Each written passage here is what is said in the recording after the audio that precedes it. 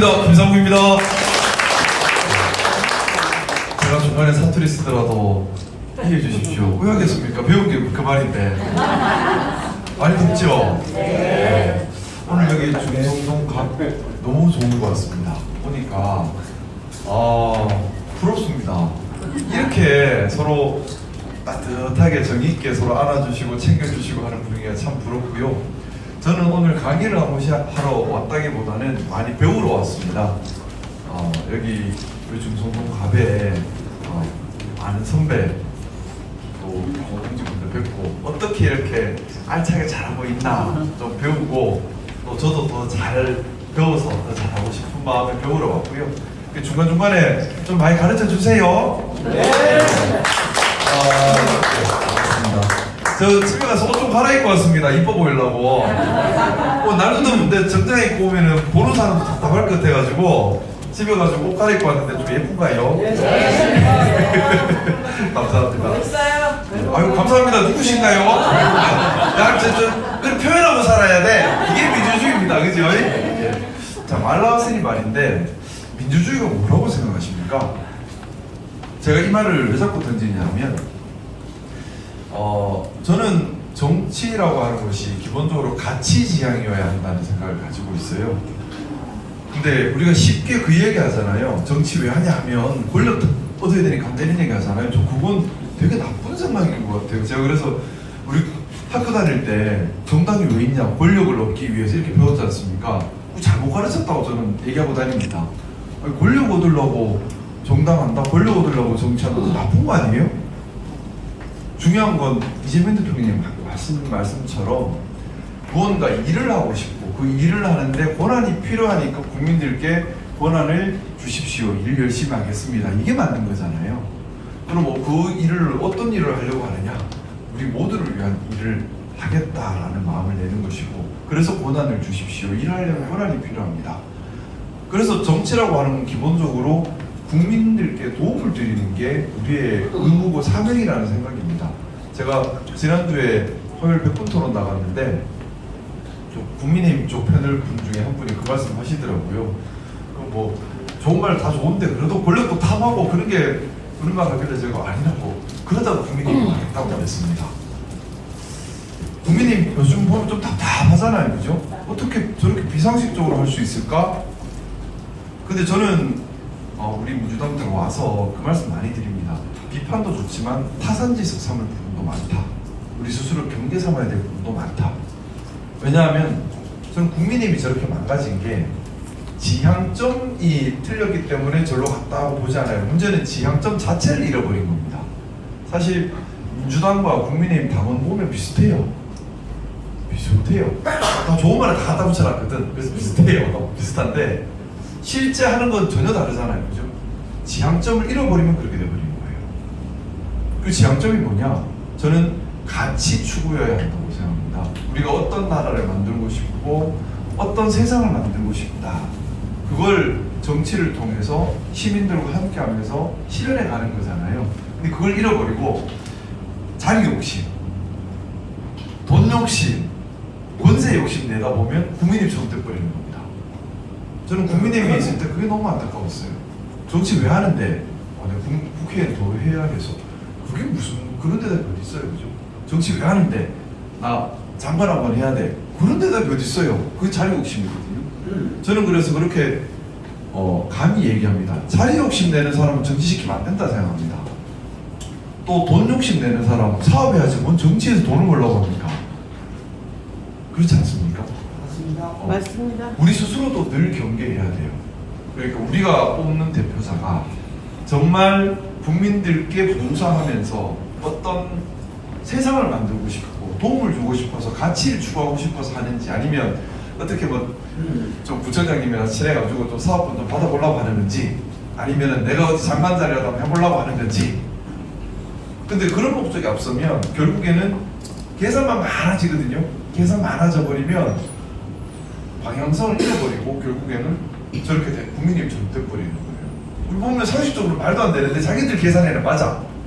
자기들 정치적 계산에는 맞는 행동들을 하고 있거든요. 근데 밖에서는 꼭 한심하잖아요. 저런 꼴이 돼버려요. 실명은 얘기하면 안 되겠지. 어쨌든 보면은 되게 답답한데 뭔가 계속 잘하고 있어요. 사회 계산을 맞는 거야. 제가 그래서 그 생각해요. 머리보다는 가슴이 앞서는 게 정치에서는 필요한 것 같다. 왜냐하면 이익보다는 옳고 그름을 앞세우는 게 진짜 더 필요한 것 같다. 제가 그런 국민의힘에 있을 때 동료분들께 많은 질문을 좀 소크라테스도 아닌데 묻고 다녔어요. 뭐라고 묻고 다녔냐면 정치 왜 하십니까? 이런 묻고 다녔습니다. 그래서 제가 의장님께 여쭤보겠습니다. 의장님 정치 왜 하세요? 가르쳐주세요. 저 배우러 왔다니까요. 배울게요. 아유 가르쳐주세요. 의장님 정치 왜 하시는지 가르쳐주세요. 그러실 겁니다. 여기에 대답을 할 수 있어야 한다고 생각합니다. 정치를 하는데 정치를 왜 하는지에 대한 대답을 못 해버리면 안 돼요. 근데 국민의힘 분들 다 물었는데 대답 잘 못해. 대답 잘 못해. 다 대답 못해요. 그거 막 피해 막 피해가. 그러면 안 되잖아요. 자, 우리 당원들도 마찬가지입니다. 우리 민주당 활동 왜 하는지에 대한 생각 가지고 있어야 된다고 생각해요. 그냥 친한 사람들끼리 왔어요. 그런 것보다는 내가 추구하는 세상이 있고 그 세상을 같이 만들어간다는 마음으로 당원 활동을 하시면 더 재밌지 않을까, 더 즐겁지 않을까, 그런 생각 좀 해봅니다. 어떤 세상 만들고 싶으세요? 우리 미래세대 자녀들이 좀 더 기회가 있고, 그다음에 결혼도 좀 편하게 할 수 있는. 결혼까지 그런 거 할 게 많은데. 그렇죠? 우리 바람은 다 똑같은 것 같아요. 좀 잘 살았으면, 특히 나보다는 우리 자식들이 좀 잘 살았으면, 저도 똑같은 마음이고. 근데 이번에 자식들 앞길을 다 막을 뻔했죠. 미친놈 한번 등장하면서. 저는 처음에는 그래도 윤석열 전 대통령이라고 호칭했었는데 어느 순간 못 쓰겠더라고요. 윤석열 아저씨 했더니만 그것도 안 된대. 그래가지고 미친놈 할 수도 없고 참 사람 곤란하게 만들고 있습니다. 우리의 평온한 일상이라는 것이 사실 이렇게 쉽게 깨질 수 있다는 우리 다 이번에 느꼈을 거예요. 그래서 제가 예전에 국민의힘에 있을 때 조규재 선생님, 또 정규재 선생님, 조갑재 선생님 두 분을 여러 번 찾아뵙고 얘기를 많이 좀 나눴었어요. 그때 조갑재 선생님께서 그 말씀을 하셨어. 이 공화정을 지키는 것은 피로서 싸워야 한다.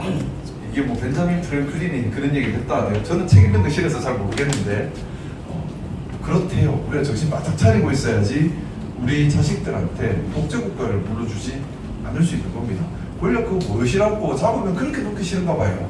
자리 욕심 탐하는 사람은 절대 그런 거 함부로 시키면 안 된다. 좀 그런 생각입니다. 우리 민주주의 하는데 제가 민주당 와서 너무 좋은 게 당원들의 참여를, 또 당원들과 함께하는 이런 정당 운영을 정말 중요하게 생각하더라고요. 좀 느껴지십니까? 민주당원으로서 좀 어떻습니까? 최고위원님 걱정 뭐 하나요? 몰라요? 그러면 안 돼. 자, 그러면 그 최고위원님 안 계시니까 저 최고위원님한테 뭐 좀 해달라고 요구한 적 있으십니까? 저쪽 해놓으셨네? 네. 알겠습니다. 자, 그러면 좀 있으면 이제 당대표 선거 해야 되잖아요. 참여하신 거죠? 네. 100% 참여해야 돼요. 누구 찍는다 소리를 하시면 안 되고 기준은 뭔가요? 우리 나라와 민주주의를 위해서 후퇴 않게끔 우리 당을 위해서 정말 진실한 마음을 가지고 우리 민주당을 위해서 잘 나가게. 나중에 저도 한번 찍어주나요? 농담인데 큰일 나서 밖에 간다. 잘하시면 찍어드리죠. 그러니까 잘하면 찍어요. 저 말이 정답이에요. 저 말이 당연히 정답이에요. 찍어드려요. 이 말이 정답이에요. 잘하면 찍어주고 못하고 패득거려야 되는 거예요. 제가 계속 그 얘기합니다. 진영 논리를 극복하자. 진영 논리를 극복하자. 진영에 갇혀 있는 건 노예가 되는 길입니다. 얘기를 하는데 이 말이 그 말입니다. 우리 편, 이 편보다 더 중요한 게 국민들 잘 바꾸고 잘하냐입니다. 제가 국민의힘 지지하는 사람들한테 이 얘기 맨날 떠들고 다녔어요. 난 국민의힘 편 그런 소리 하지 말라고. 국민한테 잘하는 사람 편하라고. 누가 국민을 바꾸려고 하고 누가 국민을 왜 잘하려고 하는지 우리가 주인이지 않냐고.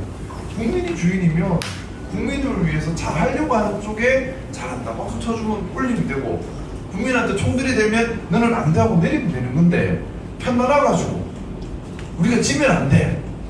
그 순간 편을 나누는 순간 놓여야 돼버리는 거예요. 자, 우리 당원들도 마찬가지라 생각합니다.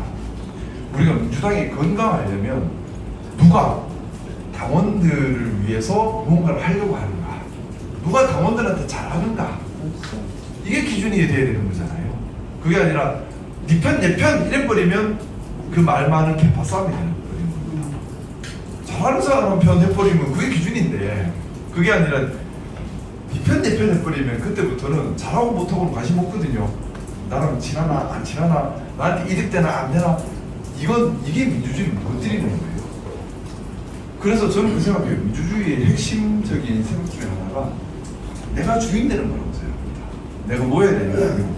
맞지 않습니까? 맞습니다. 내가 주인 되면 나한테 잘하는 쪽에 펴주면 돼요. 그죠? 맞습니다. 예, 나한테 잘하는 쪽에 펴주면 됩니다. 그래서 나한테 잘하라고 왜 해야 되죠? 제일 중요한 거 참여하셔야 돼요. 저는 그래서 12월 3일 이후에 이런저런 일들을 겪으면서 김대중 선생님 또 노무현 선생님 하셨던 많은 말씀들을 뭐 가슴으로 확 스며들면서 이렇게 머리로 하는 게 아니라 진짜 가슴으로 받아들이게 됐는데, 그 중에 제일 중요한 게 시민이 주인이 돼야 된다는 거예요. 시민이 참여해야 된다는 거예요. 시민이 도구가 되면 안 돼요. 도구는 정치인들이 도구지 시민은 주인입니다. 주인 되려면 참여해야 돼요. 그렇죠? 그래서 오늘처럼 이렇게 다 참여해 주시는 거, 그건 너무 부럽습니다. 저는 제가 지난주에 이제 지역위원장 직무대행, 전 지역위원장 말고 직무대행인데 맡아봤는데, 아유 이게 지금 갈 길이 대상 같더라고요. 근데 보니까 단단하게 다져진 모습이 참 좋고, 이렇게 참여로 단단하게 다져지는 게 진짜 단단한 거다 그 생각합니다. 그래서 우리 최고위원님께서 늘 잘하시지만 혹시라도 좀 못하시면 잘해라 말도 할 수 있어야 되고, 잘하면 잘한다 박수도 쳐주고, 좋은 아이디어 있으면 제시도 하시고, 또 뭐 어디 봉사 가자 그러면 혼자 보내지 말고 같이 가주시고, 그러다 보면 참 이게 참여하는 민주주의잖아요. 그래서 당대표 뽑으라 하면은 귀찮다하지 말고 꼭 가서 꼭 눌러주시고, 그렇죠? 또 정책 뭐 얘기 나오면 아이고 그것도 막 내 생각은 일타설타 자꾸 말씀해 주시고, 그런 게 참 중요한 것 같습니다. 요새 민주당의 사람 중에 제일 답답한 게 뭡니까? 말씀해 보시 참여! 말씀해 보이소. 아이고 섭대 좀 말씀해 보셔요. 답답한 거 못 느꼈는데요. 아 그러세요? 그러면 안 돼. 관심 있게 보면 답답한 거 없을 수가 없지. 그렇죠? 나는 답답한 거 천재던데. 자, 웃고 계시지만 뭐가 제일 답답하십니까? 글쎄요, 아직 진짜 갑자기 물어보니까 실명이 안 나요. 그죠? 이재명 대통령님 참 잘하고 계시죠, 그죠? 상관 봅니다. 아 놀랍습니다. 억수로 잘하시는 건데 이 어려운 난국을 이마에 끌고 가는 거 정말 대단하신 것 같고요. 참 잘하시는 것 같습니다. 하지만 더 잘하게 하시려면 우리가 관심 갖고 잘하면 박수 쳐주고, 못하면 잘하시도록 비판을 해야 돼요. 끌어내리는 비판과 잘하라고 하는 비판은 다릅니다. 그렇지 않습니까? 남이 욕하기 전에 우리가 먼저 요거는 이랬으면 좋겠습니다 목소리 내는 거는 더 잘하라고 하는 얘기입니다. 국민의힘이 왜 망했는지 한번 우리가 반면교사 삼을 필요가 있어요. 무조건 박수 쳤잖아. 그래가지고 절벽 밑으로 막 내려가는데도 막 박수 치고 앉았잖아요. 죽는 줄 모르고 박수 치잖아. 그건 맹목적인 거예요. 우리는 그러면 우리가 주인이기 때문에 맹목적이 되면 안 되고, 정말 민주주의 당원이 돼야 돼요. 그럼 우리가 주인인 겁니다. 당대표랑 국회의원이 주인이 아닙니다. 저는 이 얘기 꼭 좀 드리고 싶습니다. 늘 고 노무현 대통령님께서 그 말씀 하셨지 않습니까? 깨어있는 시민들의 조직화된 힘이 민주주의 최고의 보루란 말씀 하셨잖아요. 깨어있어야 돼요. 잠자면 안 된다며. 이게 민주주의가 그래서 어려워. 잠 오는데 잠자면 안 돼. 깨어있어야 돼요. 멍하게 있으면 안 돼. 와 잘한다 아니야. 그래도 못하는 게 뭐지? 어떻게 하면 더 잘하지 생각을 해야 되고, 진짜 잘하나 보고 있어요. 동의하십니까? 네. 우리 동의합니다. 어렵다. 예. 동성동. 여기서 우리가 당원 민주주의를 제일 실천하고 있는 것이 있으면 하나만 가르쳐 주십시오. 저 배워가려고. 의원님 하나 가르쳐 주이소. 저는 배워가는 게 있어야지. 갑자기 물어보니까 그걸 깨어 있어야 된다니까요. 아니야, 뭐 있어. 뭐 우리 자랑, 우리 지역의회 자랑, 우리 두 상계도 진짜 잘한다. 우리 지역구 자랑은요. 우리는 뭐라고 얘기해야 되나? 우리 지역구는요. 전현 의원님을 위주로 해서 전현 의원님과 함께 가는 거. 또 그리고 우리가 또 뭐를 해야 되겠다 하면 최선을 다하는 거. 그리고 윤석열 정부 때 엄청 힘들었잖아요. 네. 그래서 우리 이재명 대통령, 우리 이재명 정부는 지금은 그게 뭐 나쁘다, 좋다 이런 걸 말할 수 없게 되는 거잖아요. 이게 좀 더 지나봐야지 그건 알 것 같고요. 우리 지역구는 하나로 뭉쳐가는 것이 가장. 그리고 우리는 또 우리 의원님 10만 유튜브 파이팅. 의원님께서 죄송합니다 의원님 목소리 잘하실 것 같다 그쵸? 아닌가? 완전히 막 휘어잡고 막 그때기 해봐라 막 이러실 것 같은데 그쵸? 제일 샤랍소리다. 제가 제일 잘 보는 거 맞죠? 근데 그만큼 당을 사랑하는 마음이 엄청나신 것 같아요. 그때기 해봐라 우리 민주당 욕하는 가만 안 두겠다 이런 마음이 딱 느껴집니다. 나 모르겠고 막 건드리기만 해봐라 다 필요합니다. 그러니까 차분하게 생각하고 이런 사람도 필요하고 앞서 싸우는 사람도 필요하고 잘해라고 비판하는 사람도 필요하고 그래도 잘하고 있다고 격려하는 사람도 필요하고 사람이 다 하나같이 되면 안 돼요. 다른 생각들이 합치면서 힘이 나는 겁니다. 저는 민주당에 지금 몸을 담고 있지만 예전에 국민의힘에 있다 보니까 두 조직 비교도 많이 되고요. 생각을 참 많이 하게 돼요. 입체적으로 좀 보이는 그런 것들이 있어요. 그러면서 정말 우리 민주당이 건강한 상태로 더 민주적으로 기능하도록 해야겠다 그런 다짐을 참 많이 합니다. 왜냐하면 국민님이 왜 망가지는지 옆에서 봤으니까 어쩌다가 저렇게 되는지를 봤으니까. 근데 이게 모든 정당은 다 그렇게 될 수 있어요. 소위 말하는 기득권에 매여버립니다. 그리고 가치 지향을 잃어버리고 정치적 이해관계로 움직이기 시작해버리거든요. 저는 세상은 12이해로 구성된다고 생각하거든요. 12 옳고 그름이 먼저입니다. 그 다음에 이해가 따르는 건데 이해만 보고 12를 놔버리면 국민의힘 같은 놀라운 모습을 볼 수 있는 사람입니다. 자기들은 다 계산은 맞아. 근데 옳고 그름에 대한 생각을 안 하는 거죠. 옳고 그름에 대한 생각이 가치 지향인 겁니다. 그러면 우리 민주당으로서 늘 우리가 추구하는 가치 지향 다 다를 거예요. 하지만 가지고는 있어야 된다는 거예요. 나는 이런 세상 만들고 싶고 이런 나라 되고 싶고 이런 게 됐으면 좋겠다는 생각으로 정당 활동을 함께 하고 있다 정도는 기본적으로 가지고 있어야 된다는 생각 저는 합니다. 안 그러면 뭐가 손해지 뭐가 이익이지 이런 생각 안 하게 되거든요. 그렇지 않습니까? 그리고 저 제목이 보수와 진보의 세 기준 해놨는데 제목은 저 지금 와서 처음 봤습니다. 네. 자, 말 나왔으니까 이 얘기 조금 더 드릴게요. 보수하기 좀 싫죠? 진보하면 그냥 좋은가요? 어떠세요? 자, 내가 80년대 학생운동 해봤다. 아무도 안 계세요? 저는 80년대 때 애라고 저한테 욕하지 마이소. 저는 그때 얼마나 뭘 할 수 있는 상황이 아니었습니다. 자, 보수는 뭘까요? 보수요? 우리가 이제 현 상황에서 안주하는 거다. 우리가 현재 이 현 경제라든가 모든 사항 만족하고 안주하는 것이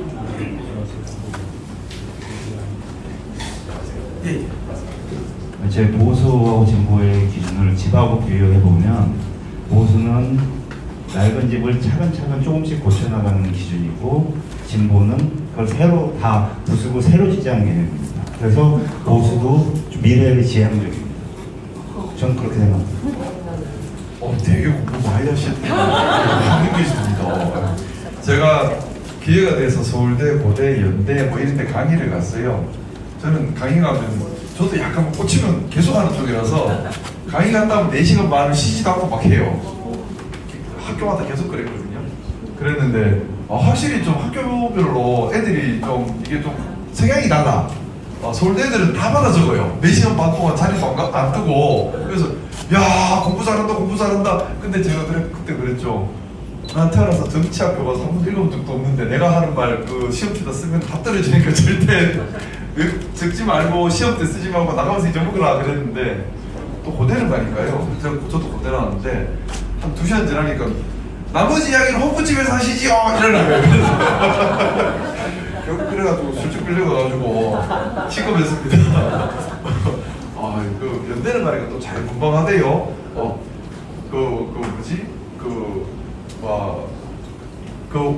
동의할 수 없습니다 하면서 개혁도 필요합니다 이런 청년들이 막 거기 연대에서 또 여러 명 나왔어. 그래가지고 한참 얘기하다가 한 5명을 설득했고 5명은 자기 분야 못 이겨 나가더라고. 또 나가는 거 나가지 마 했는데 결국 나가가지고 반절만 설득시켰습니다.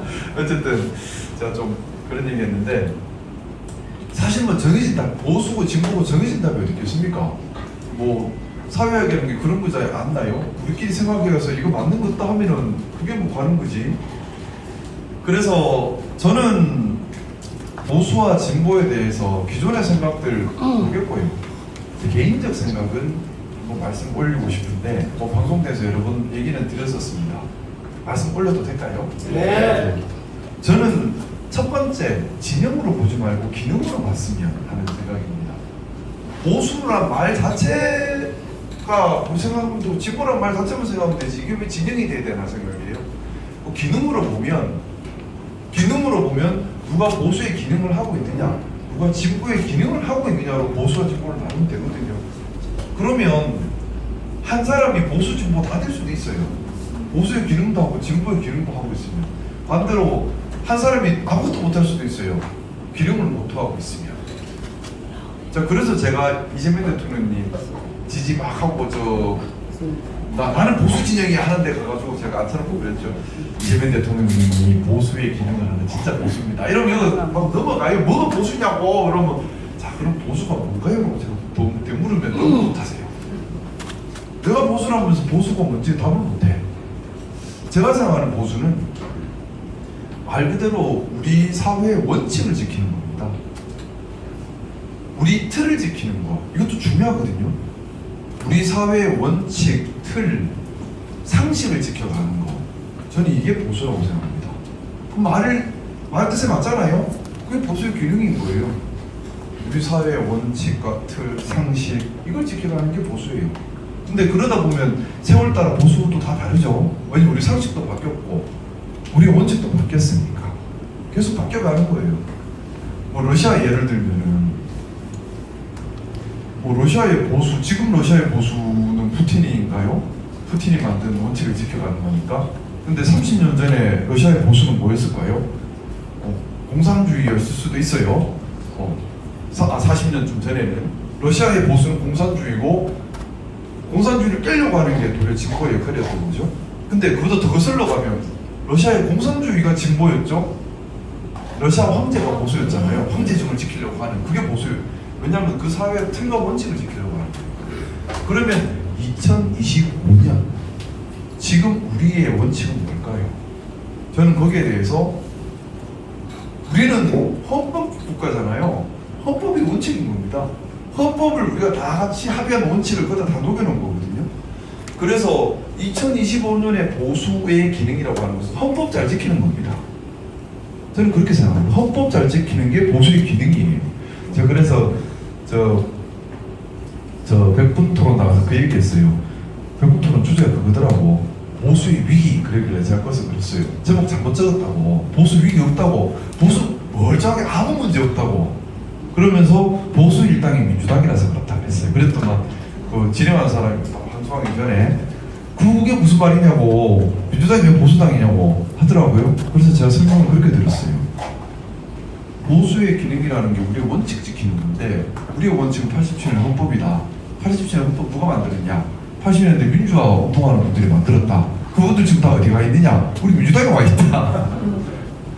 그럼 우리 민주당에서 뭐 하냐? 헌법 지키자고 한다. 민주주의 지키자 한다. 법치주의 지키자 한다. 복지사회 지키자고 한다. 자유시장 경제 원칙 지키고 상식 지키자고 한다. 그럼 우리가 보수잖아. 그러니까 이게 진행자가 오고 이제 저 국민의힘 쪽 패널들이 그럼 우리가 뭔데? 그래서 제가 수구 그랬어요. 그러면서 제가 그랬거든요. 그래서 제 생각에 국민의힘이 이제 필요 없는 것 같아요. 그랬어요. 보수 기능을 안 하고 있잖아요. 보수당이 아니죠. 헌법을 부수려고 하고 민주주의를 부수려고 하고 우리의 원칙과 상식을 부수려고 하는데 그게 무슨 우리가 지키는 틀을 부수려고 하는 게 보수일 수는 없잖아요. 그래서 저는 감히 말씀드려요. 국민이 보고 자꾸 그럽니다. 보수란 말 함부로 쓰지 말라고. 너는 보수란 말 쓸 자격이 없다고. 동의하십니까? 네.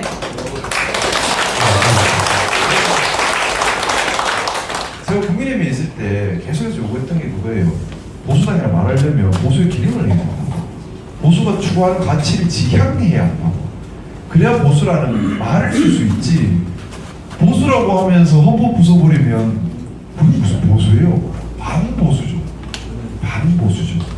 근데 저는 그래서 좀 새로운 진보란 말도 했는데 도리어 대한민국은 지금 진보가 없어졌어요. 진보의 위기라고 저는 진단하고 싶습니다. 진보가 뭐냐? 저는 그렇게 생각합니다. 이것도 교과서에 나와 있는 건 아니고 제 혼자 생각인데 시대 정신에 대한 고민이 반드시 있어야 돼요. 시대 정신은 세월 따라 바뀌죠. 시대 정신에 의한 시대 정신을 고민해서 무언가를 바꾸려고 하는 시도거든요. 혁신 시도입니다. 답 없는 데서 답 찾는 거예요. 천재들이 하는 거예요. 그래서 마르크스 아저씨가 천재를 하는 거거든요. 답 없는 데서 답 찾아 나가잖아요. 진보는 늘 시대 정신을 고민해서 혁신적인, 창의적인 새로운 도전을 하는 겁니다. 자, 그러면 우리 뭐 스타트업 기업처럼 실패할 수도 있죠. 진보의 도전은 그래서 항상 성공하길 바라면 안 됩니다. 10번 시대에서 한 번 성공하면 잘하는 겁니다. 그리고 방법이 거칠 수도 있어요. 틀릴 수도 있어요. 그래도 괜찮아요. 그게 진보인 겁니다. 그래서 우리가 진보를 대할 때는 거칠어도 괜찮아. 틀려도 괜찮아. 일단 해봐. 이게 우리가 진보를 대하는 태도여야 된다고 생각합니다. 저 그래서 저 대학교 강의 갔을 때 자, 보수에 손 들어보세요. 진보 손 들어보세요. 이러면 저는 보수에 손 들어 학생들이 있길래 제가 그래서 너는 보수하면 안 돼. 대학생이 뭐 보수요. 대학생은 야 고민해서 창의적인 도전을 해야지. 뭐가 너가 사회 틀을 지킨다고. 너는 사회 틀을 깨야 돼. 라고 얘기를 했어요. 보수란 말 함부로 쓰지 말라 그랬어요. 이건 아직 보수 쓸 때가 아니다. 근데 죄송하지만 우리는 다 보수라는 말을 생각 안 할 수가 없죠. 왜냐하면 이 사회를 지켜야 될 책임이 있는 세대라서 그래요.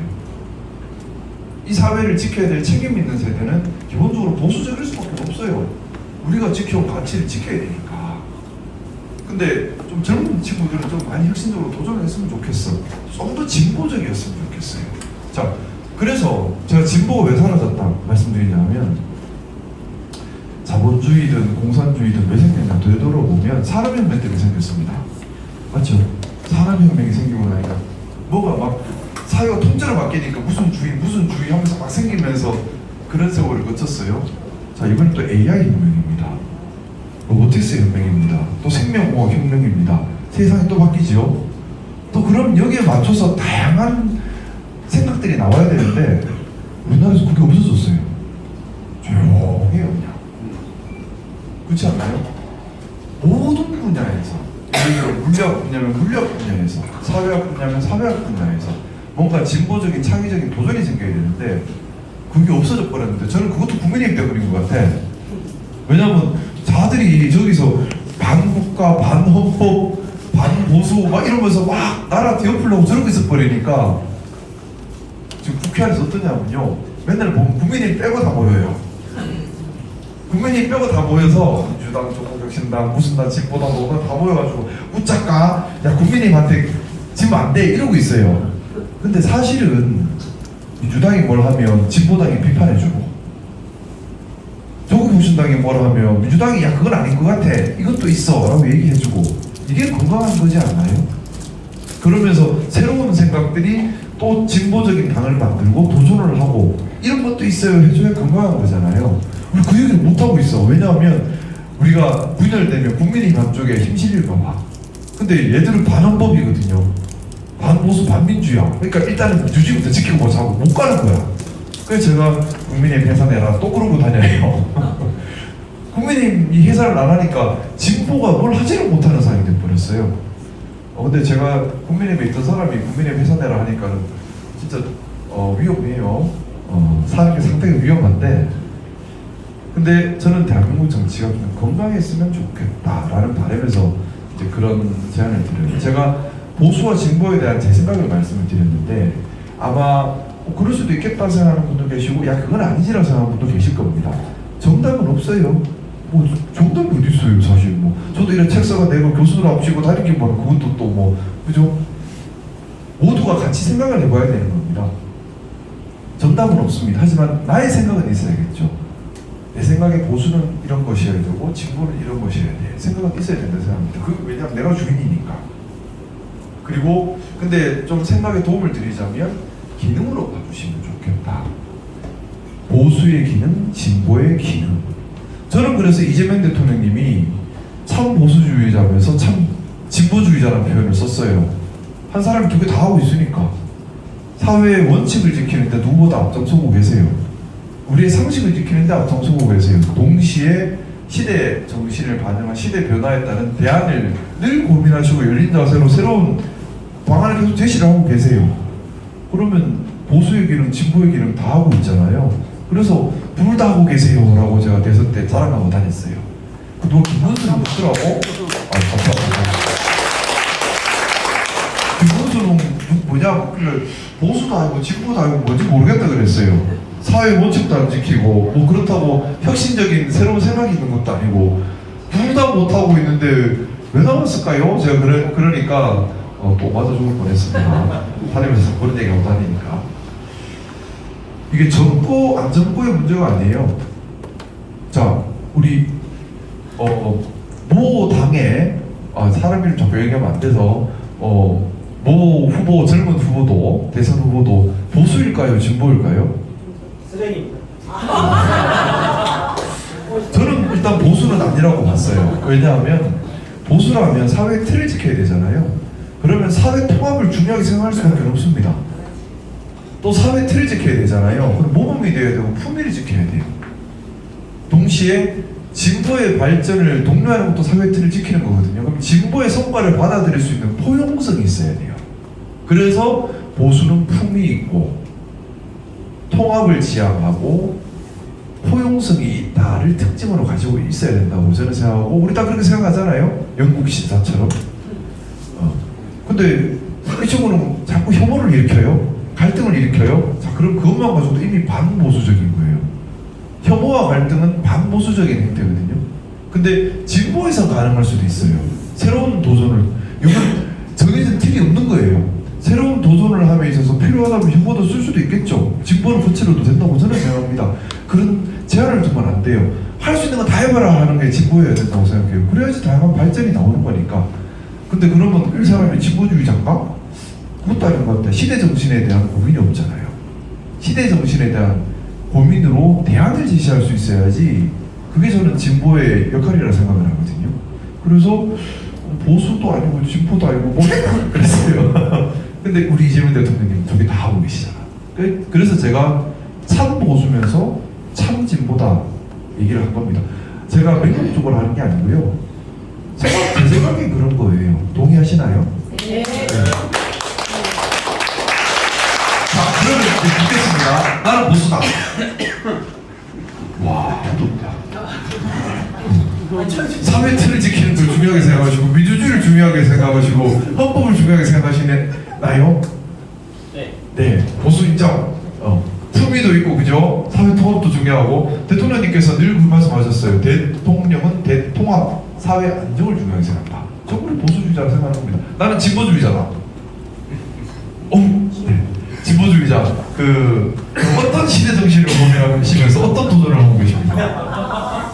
제가 생각하고 느꼈던 거는, 보수는 내 것을 지키는 게 보수라고 생각해 왔습니다. 그래서 변화를 싫어합니다. 보수는 항상 가지고 있는 것 그대로. 근데 진보는 항상 같이 잘 살자는 이 변화를 항상 합니다. 저는 제 사업도 그렇고 항상 변화를 많이 주거든요. 그래서 저는 진보라고 생각합니다. 변화를 많이 싫어하시는 분 진보 맞아요. 인정! 근데 건강한 보수가 있고 건강하지 않은 보수가 있고 건강한 진보가 있고 건강하지 않은 진보가 있어요. 변화를 싫어하는 것은 건강하지 않은 보수예요. 건강한 보수는 아까 말씀드렸던 것처럼 포용성이 중요한 잣대입니다. 왜냐하면 사회 안정을 위해서라도 계속해서 변화를 그러니까 진보의 도전 중에 성공한 성과를 받아들일 수 있어야 돼요. 그걸 새롭게 우리 원칙으로 넣어야 되기 때문에 그래요. 이제 그런 면에서 건강한 보수, 건강하지 않은 보수 저는 좀 나눠진다고 보는데 보수의 제일 반대말이 저는 구구라고 생각해요. 그래서 구구는 사회 통합 싫어하거든요. 혐오 갈등을 자꾸 조장하려고 해요. 성향이. 또 구구는 기존 틀을 깨려고 하는 겁니다. 기존 틀을 깨서 뭔가 기회를 만들려고 해요. 근데 그 방식이 뭐냐? 이제 사실 왜곡, 선동 이런 걸로 해가지고 혐오 갈등 이렇게 해서 뭔가 기회를 만들고 단계를 또 하나의 특징이 단계를 하거든요. 저 국민의힘에 있을 때 그 매제이 제일 많이 들었던 게 똘똘하고 뭉치자 해요. 이게 국의 특징이에요. 다른 생각을 용납하지 않고 뭉치지 않는 걸 용납할 수 없어요. 자, 파시즘이란 말이 어원이 거기서 나왔어요. 한데 뭉쳐놨다. 이게 파시즘의 어원입니다. 왜 한데 뭉쳤냐? 권력자가 마음대로 하고 싶으니까. 그걸 뭉치게 하기 위해서는 외부의 적을 만들어야 되고 내부의 적을 만들어서 또 뭉치게 하거든요. 뭉치는 걸 제일 중요하게 생각해요. 자, 조직에서 단계를 필요합니다. 하지만 맹목적 단계를 되버리면 파시즘이 되버리는 거예요. 항상 내가 주인이 돼서 이유가 뭐지? 합리적인 판단인가? 이걸 전제로 가서 내가 동의했을 때 하고 잘못됐으면 제 생각은 다릅니다라고 할 수 있는 게 그러고 나서 나오는 단계이 진짜 단계예요. 저는 우리 민주당 너무 좋아하는 게요. 부원총회 너무 시끄러워요. 막 시끄러워. 나는 그 생각에 동의할 수 없어요 하고 막 근데 어쨌든 다 하고 난 다음에 자 그러면은 원내지도를 위임합니다 하든지 아니면 표결을 합니다 하든지 결정 내면 다 따라와요. 이게 진짜 단계인 거예요. 근데 국민의힘은 어떠냐면 의원총회 가면 충성견쟁이에요. 흥분대회 하는 것 같아. 막 해놓고 뒤에 가서 쭉 끌려가요. 자 이거는 가짜 단계이죠. 근데 할 말 없으면 막 이재명 악마화 시킨 다음에 그러기는 조선 안 된대 이걸로 대동관계를 하려잖아. 이거는 잘못된 단계인 거예요. 저는 우리 오늘 여기 오니까 뭔가 느낌이 대단히 좋은 단계를 하고 있는 느낌이 들고요. 저도 그렇게 해야겠다 생각입니다. 시간이 얼마 됐나? 와야 돼. 혼자 떠들다 보이고 이건 많이 떠들 뻔했네. 자 그러면 괜찮으시면 제 질문이나 편하게 말씀 주시면 듣고 답변 드리는 걸로 좀 보겠습니다. 저 좀 가르쳐 주셔요. 그리고 저 지금 저도 지역위원장의 직무 대행을 하는데 이래 하면 잘할 것 같다 이런 조언 주셔도 제가 잘 받들고 배워가겠습니다. 편하게 말씀 아무나 되세요? 궁금한 게 있습니다. 예 말씀 주십시오. 내가 사태 때 국민의힘 의원 총회나 국회에서 국민의힘 의원들이 모여서 어떤 얘기를 나누는지 엄청 많은 얘기를 나눴는데 그거를 그려주시니까는 뭐에 말을 해야 될지를 잘 헷갈리긴 하는데 제가 아까 서두에 말씀드렸던 것처럼 정치를 한다면 정치를 왜 하는가에 답을 할 수 있어야 된다고 말씀드렸습니다. 돈을 벌려면 사업을 해야 되는 것이고 또 명예를 얻고 싶으면 봉사활동하면 되죠. 칭찬받고 싶으면. 정치라는 거는 내가 개인적으로 손해를 보고 경우에 따라 죽을 수도 있고 또 욕을 먹을 수도 있고 그럼에도 불구하고 하는 게 정치거든요. 그럼에도 불구하고 하려는 목적이 있어야 되는 거잖아요. 저는 그 12.3 내란 사태 이후에 국민의힘에서 많은 얘기들이 오갈 때 그런 목적을 잘 보지를 못했어요. 그러다 보니까 개혁 5호까지 가버린 겁니다. 만약에 민주주의를 지키겠다라는 목적이라도 있었으면 개혁 5호를 할 수 있었을까요? 또 법치주의, 실질적 법치를 지키겠다는 생각이 있었으면 음모론을 그렇게 퍼뜨렸을까요? 저는 아니었다고 생각합니다. 근데 목적이 없으니까 이익만 보는 거예요. 그러다 보면 야 정권 뺏기면 안 돼. 정권 추구하는 건 국민이 결정하는 거잖아요. 근데 일단 뺏기면 안 돼야 되는 거예요. 이익 때문에. 또 이익 때문에 극우를 자극해서 표가 생기면 나한테 정치적인 이익이 되잖아요. 그 자극을 자꾸 하러 가는 거예요. 음모를 퍼뜨리면 또 자기한테 이익 되니까 음모를 퍼뜨려 가는 거예요. 그러니까 이해관계로 움직이는 정치가 되어버리면 나라가 망합니다. 이해관계는 우리 일반 시민들은 우리 일반 삶은 당연히 이해관계 중심일 수밖에 없어요. 하지만 공적인 자리 간 순간에는 공적인 자리 일을 하는 동안만큼은 옳고 그름이 더 먼저야 하고 가치 지향이 더 먼저야 한다고 생각하고 우리 시민들께서 정치인을 판단할 때도 그걸 먼저 모셔주셨기를 저는 좀 부탁드리고 싶습니다. 또 편하게 말씀 주시면 누가 들어오시나 봐요. 밖에 막 이제 갑자기 막 의전이 바쁘네. 예, 말씀 주십시오. 네, 저 가벼운 질문 하나 드릴게요. 네. 국회 앞에서 인식이 하실 때 잠시만 죄송합니다. 질문 좀 드린 충성! 전현희 최고위원님 오셨습니다.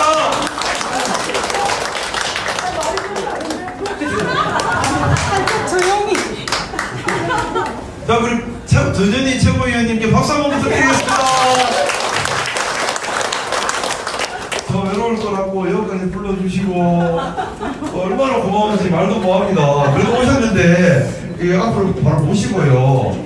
우리 전현희 최고위원님의 말씀을 듣고 아니 계속하시고 제가 방해 안 하려고.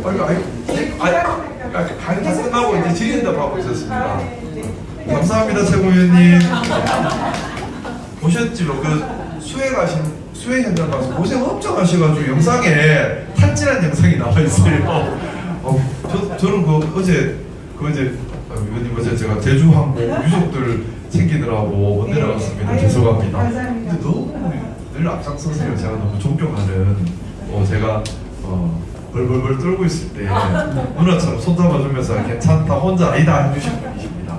너무나 감사하고요. 저는 우리 당원들께서 너무 행복하신 것 같아요. 이렇게 멋진 최고위원님 모시고 같이 가니까. 그리고 잠깐 떴던 사람 적어놨는데요. 네. 꼭 주세요. 정치가 첫 번째. 네, 말씀 마저 듣겠습니다. 아까 질문. 예. 질문하고 아까 말씀하셨던 배우점이 뭔지에 대해서 두 가지 말씀드리려고 하는데 1인 국회 앞에서 1인 질의하실 때 한동훈 전 대표가 목도리 걸어줬잖아요. 그 목도리의 현재 행방이 궁금하고 그리고 아까 배우고 싶다고 하시는 것 중에서 제가 민주당에서 잘하고 있다는 특히 중성동갑에서 잘하고 있다고 생각하는 것 중에 하나가 다양성에 대한 긍정인 것 같아요. 그래서 그거는 뭐냐면 정말 이렇게 의원님들도 다들 계시지만 이렇게 다양한 사회에서 활약하고 계시는 분들을 이 당으로 참여할 수 있게끔 만들어주는 그 장을 만들어준다는 생각이 듭니다. 저도 당이나 이런 데 관심이 없었는데 이렇게 지역 활동을 하다가 이렇게 같이 참여해달라는 요청을 받으면서 하게 돼서 그러한 다양성에 대한 존중이 좋지 않나라는 생각이 들어서 그 말씀을 드리고 싶었습니다. 제가 오늘 배우러 왔는데 배우고 가는 것 같습니다. 감사합니다. 선배님 무죄에게 다 이렇게 품 안으시면서 이렇게 너무 정겹다. 이 표현이 정말 저는 오늘 많이 느끼고요. 목도리 그거 돌려드렸는데 며칠 안 있다가 돌려드렸어요. 사실 국민의힘에서 변화의 중심이 될 수 있는 거의 마지막 남은 세력이다라는 기대가 있었습니다. 그 전까지는 제가 저는 개파 이런 거 싫어하기 때문에 저는 개파는 없었는데 목도리 걸어주시니 고맙더라고요. 그래서 이분이 좀 바꿔줬으면 바꾼다는 게 말씀드렸던 것처럼 가치 지향인 거예요. 보수의 기능을 수행할 수 있어야 보수당이 할 수 있는 것이고 보수의 기능을 수행한다면 헌법 지키는 데 누구보다 앞장서야죠. 이제 그런 기능을 수행해 주기를 바랬는데 일단 목도리를 돌려드린 것은 제게 아니라서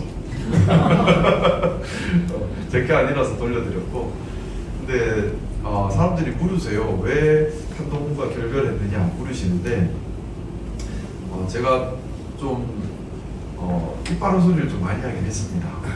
입 바른 소리를 많이 했고 그 중에 하나가 기승전 반 이재명 거기에 대한 거부감이 저는 컸어요. 왜냐하면 그건 그냥 정치 검찰이 이어지고 있는 모습에 불과하거든요. 저는 그 생각했습니다. 뭐냐면 정치 검찰이라는 것이 목적을 정해놓고 사람을 끝까지 둘러패가지고 뭘 막 이렇게 하는 거잖아요. 어쨌든 윤석열과 함께 그런 생활을 했다면 그 생활에 대한 반성이 있어야 될 것이고, 반성에서 배움이 나오고, 그 배움을 바탕으로 이런 정치를 하겠다는 각오가 나와야 된다고 생각을 하고, 그 각오가 있으면 당연히 정책 비전이 나오겠죠.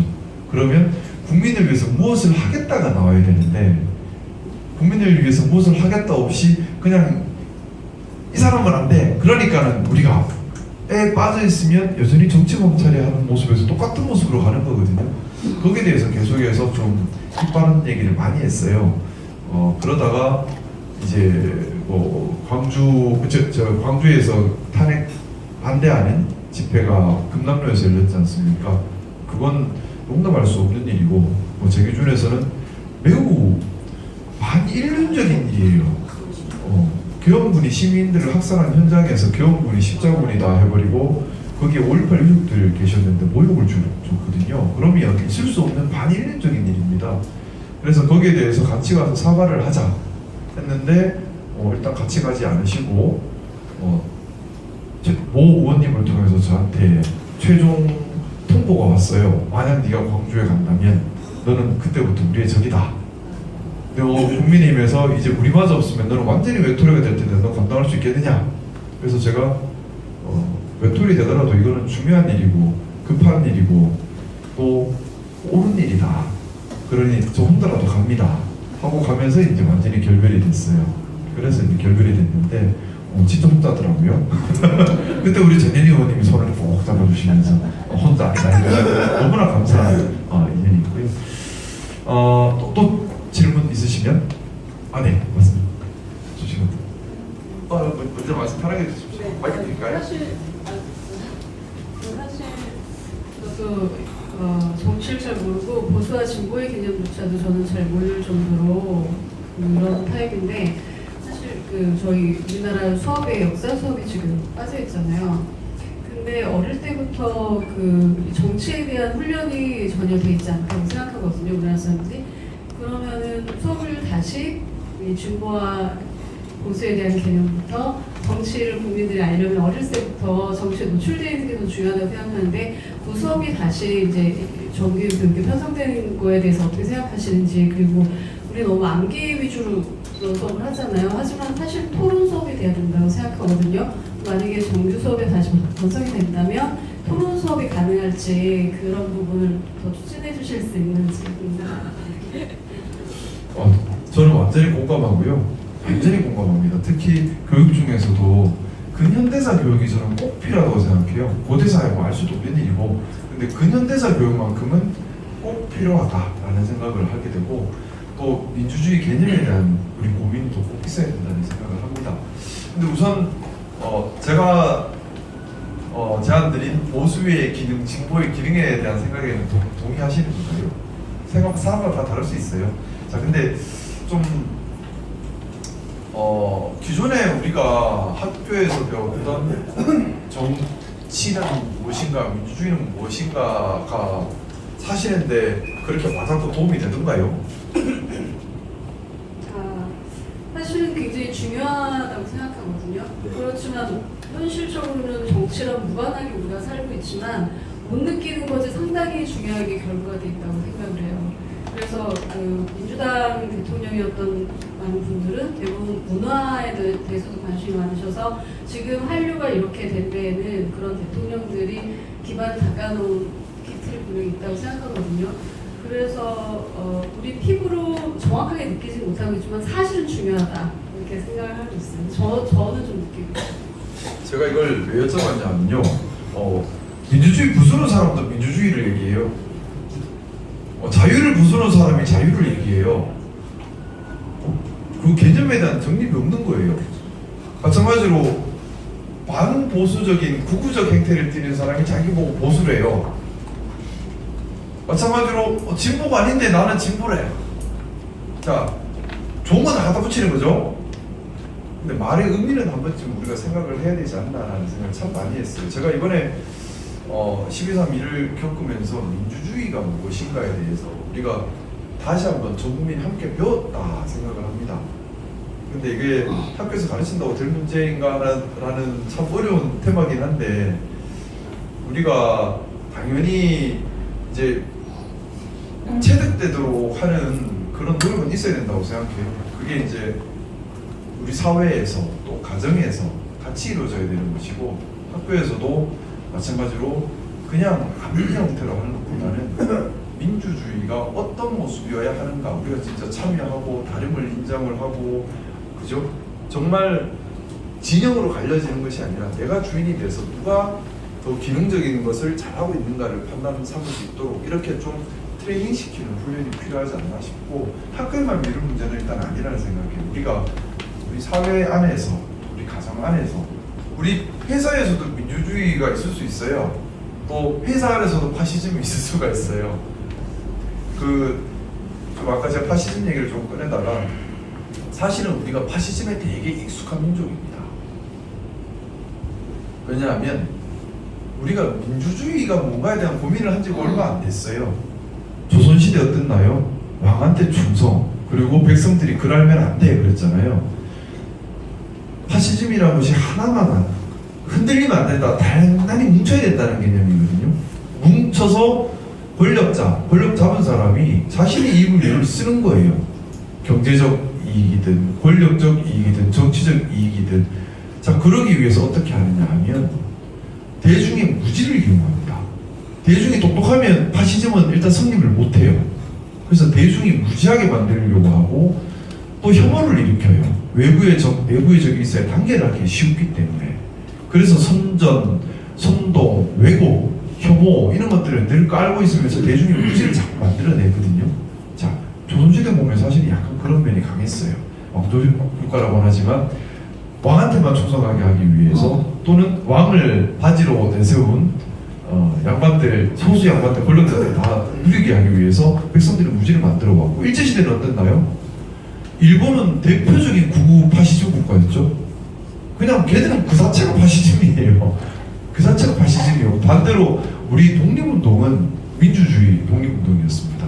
조선 왕조로 돌아가는 게 아니라 대한민국을 만들려고 했어요. 근데 일본 같은 경우는 외부의 혐오를 일으키고 내부의 혐오를 일으키고 천황한테 충성할 걸 요구하고 그러면서 대중의 무지를 자꾸 자극하고 왜곡하고 선전선동했던 전형적인 구구적 모습이었습니다. 건국 이후에도 비슷한 형상이 이어졌죠. 군사독재, 개발독재.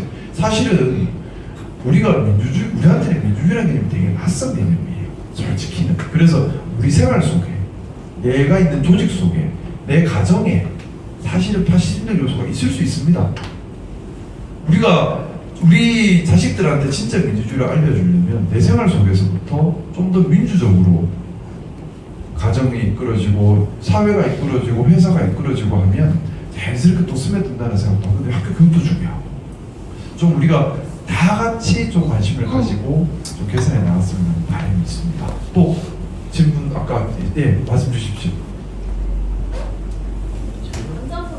마음대로 하셔도 돼요. 누워서 하셔도 돼요. 입으로 갖다 대요. 죄송합니다. 무척한 얘기니까 용서하세요. 너무 잘 들었고요. 네. 최근에 최강욱 의원님 제 이론 보수 의원 진보를 읽어서 그런지 의원님의 그 보수 진보 정의 좀 굉장히 공감이 돼요.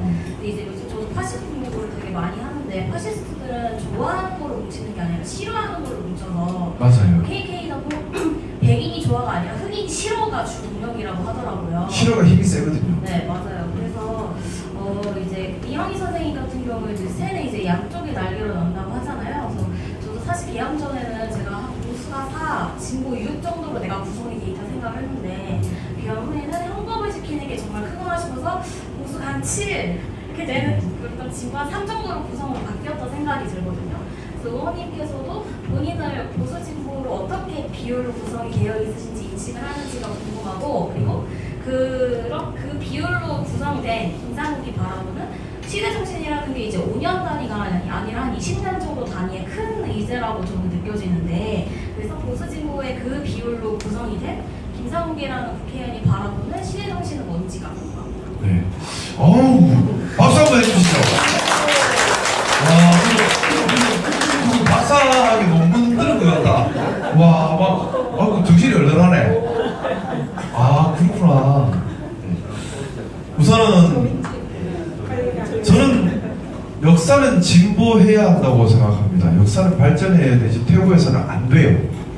그리고 반드시 대한민국은 이 역사의 진보에 제일 선두에 있어야만 하는 나라입니다.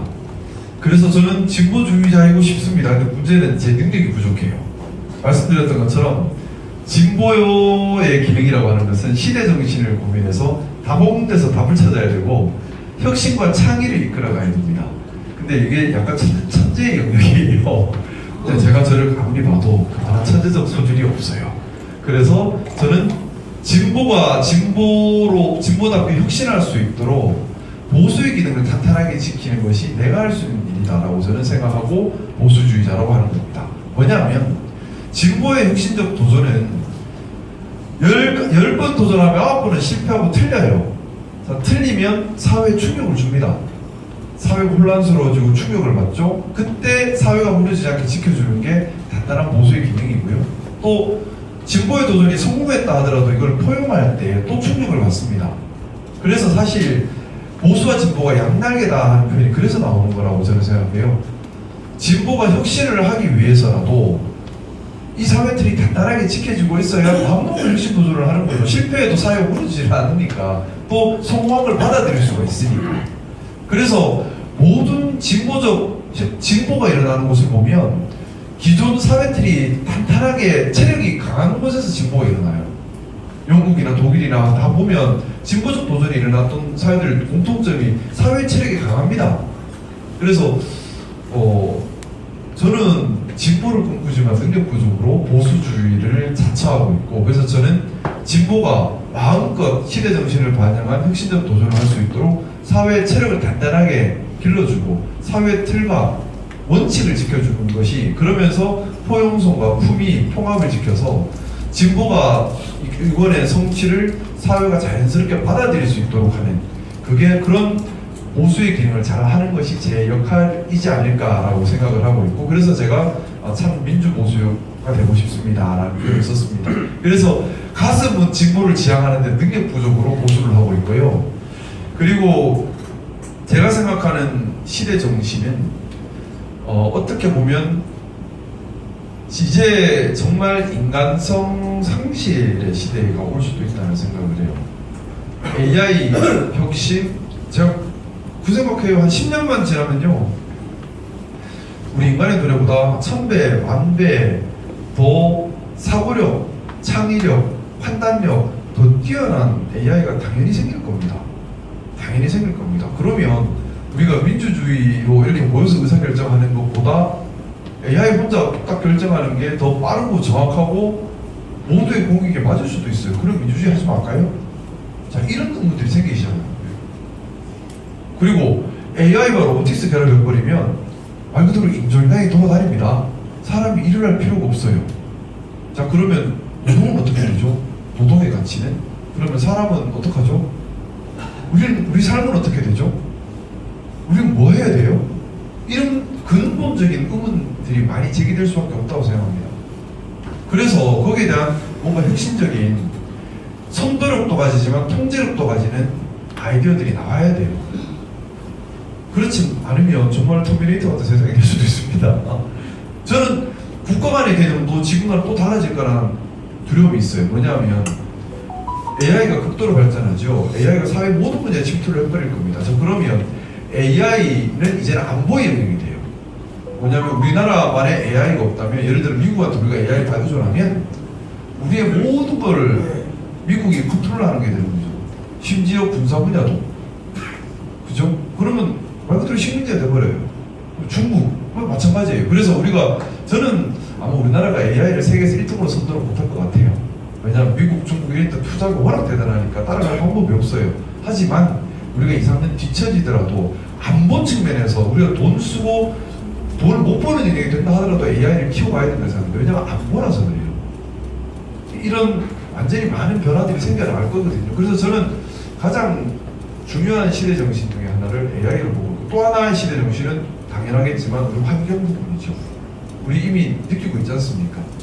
그래서 이 AI 혁명 그리고 환경, 이 두 가지가 제가 개인적으로 생각하는 제일 큰 시대 정신이고 거기에 대한 창의적 혁신적 많은 도전이 이루어졌으면 하는 바람이에요. 그래서 우리나라가 그런 선도력과 통제력을 함께 갖춘 새로운 도전들이 많이 생겼으면 하는 바람이 있고 그걸 위해서 제가 사회의 틀, 민주주의 바뀌기 전까지 끝까지 지켜야 돼요. 저는 끝까지 민주주의를 지키고 있을 겁니다. 그러면 그만 지켜도 되라는 걸 누구나 납득할 수 있을 때까지는 지키고 있는 것이 더 건강한 사회를 위한 거니까. 그리고 또 우리 사회가 합의한 여러 가지 원칙들을 지켜서 사회의 체력을 올리는 게 저는 저의 사명이라 생각하고 있습니다. 또 다른 질문 없으시면 우리 최고위원. 저는 민주당이 너무나 지금 잘 나가고 있는데 우리가 보통 20대 대통령 선거와 그 과정, 우리가 또 당대표를 뽑을 때 그 과정에서 너무 잘하고는 경험과 리더십과 노력을 했겠지만 이재명 대통령을 중심으로 너무나 이런 체제가 대제해야 그렇게 보이지 않나 이렇게 생각합니다. 그래서 우리가 보면 진짜 우리 정당내를 통해서도 다른 후보들이 있음에도 불구하고 약 90% 가까운 다른 투표율을 얻은 그런데 정말 개인의 능력이 굉장히 우리 민주당이 뚫고 뭉쳐서 했다고 생각하고 요즘 우리 시다 보면은 국민의힘에서도 민주당은 뭐 독재야 그런 말이 나올 수 있고 우리 민주당 당원들도 그런 생각도 할 수 있다고 생각합니다. 하지만 앞으로 우리 민주당이 더 발전하기까지는 다양한 의견과 의견이 나와서 아까도 우리 김상국 우리 선생님께서 말씀하셨듯이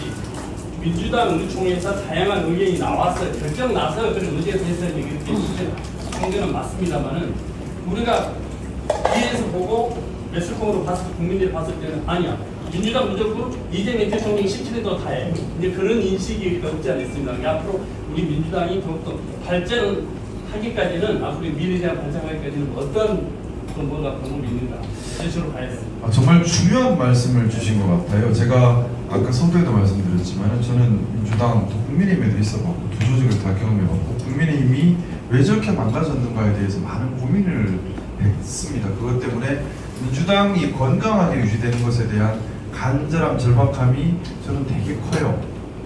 국민의힘의 실패가 민주당에서는 절대 없어야 한다는 생각이고 그걸 위해서 꼭 필요하게 지금 해주신 이런 말씀드립니다. 국민의힘의 실패가 여러 가지 이유가 있겠지만 그 중에 하나가 마찬가지로 합리적인 비판을 꺼버린 것도 컸거든요. 그리고 가치 지향이 없었던 점, 기득권 수에 매몰된 점, 그리고 당원 중심이 아니라 원내 중심이 된 점, 뭐 이런 것들이 다 결합되면서 비상식적 행동으로 나가기 시작하는데 우리 민주당에서는 반면교사 삼아야 될 부분도 저는 분명히 많다고 생각합니다. 그중에 제일 중요한 게 비판 기능입니다. 제가 민주당 입당하면서 저도 민주당에서 야당 기능을 수행하겠습니다. 건강하고 민주적인 정당이 되도록 제가 좀 입장이 곤란해지더라도 말을 해야 될 때 되면 꼭 말을 하겠습니다라고 말씀을 드렸는데 좀 원론적인 얘기입니다만 당원들께서 비판적인 목소리를 지켜주셔야 돼요. 왜냐하면 당내는 분명히 주류 세력이 있을 수밖에 없습니다. 또 거기에 줄 서는 사람이 생길 수밖에 없습니다. 거기에 틀렸습니다라고 얘기하는 사람은 안에서는 엄청난 공격에 직면하게 되고 상당히 힘들 수밖에 없어요. 근데 그걸 지켜주는 게 당원들입니다. 당원들께서 깨어있는 의식으로 비판적인 시각으로 계속해서 목소리를 내주고 참여하면 합리적 비판 또 발전적 비판, 필요한 비판을 하는 사람을 지켜주면 당원들을 믿고 바른 목소리가 계속 유지될 수 있어요. 근데 당원들마저 외면해버리면 이제 바른 목소리 내고 다음에는 못 보는 사람이 되죠. 없어지죠. 아예 다 축출돼버리죠. 국민의힘이 그렇게 됩니다. 국민의힘이 선거를 거치면서 바른 목소리 내던 사람들이 다음에 공천을 못 받고 당원들도 안 지켜주고 당내에서는 배제돼버리면서 그래서 국민의힘 의총을 하면 마치 충성 웅변대회가 돼버렸어요. 그 의총을 열면 국민의힘 의총을 열면 충성 웅변을 열심히 해서 점수 따는 기회인 거예요. 그래 공천을 받으니까 이렇게 돼버리면 비판 기능이 사라져버리죠. 민주정당이 아니게 되버립니다. 그래서 조금 원론적인 얘기지만 또 막연한 얘기지만 당원들께서 지켜줄 수밖에 없어요. 당원들께서 깨어있는 생각으로 저 친구는 주류에 반해서 합리적 비판을 하고 지켜줄 수밖에 없습니다. 그게 또 진짜 민주주의 정당인 것 같고요. 제가 말이 좀 길었는데 존경하는 우리 전현희 최고위원님을 모시고 마무리 말씀과 격려의 말씀으로 가르침을 받고자 합니다. 그래도 되겠죠? 예.